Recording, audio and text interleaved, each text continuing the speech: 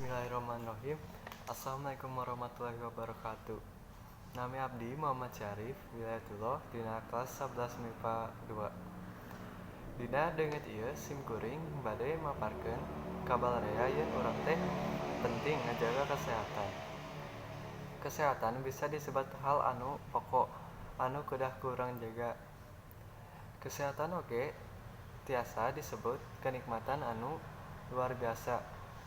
Teu hilap hadirin anu dimuliakeun oleh Allah Subhanahu wa taala.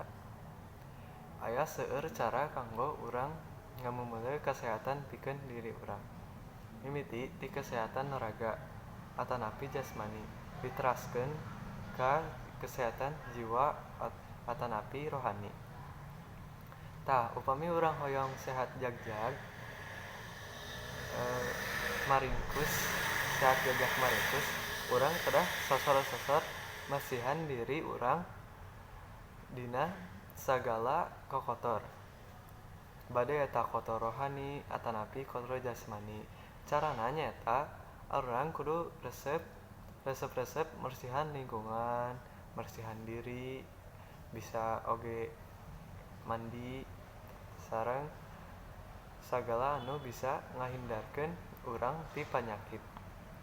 Upi sigana mah sakitu bae anu tiasa dipikahatur, hampunten tina kasalahanana jeung inget hayu urang kudu sehat tur jagjag dina raga jeung rohani.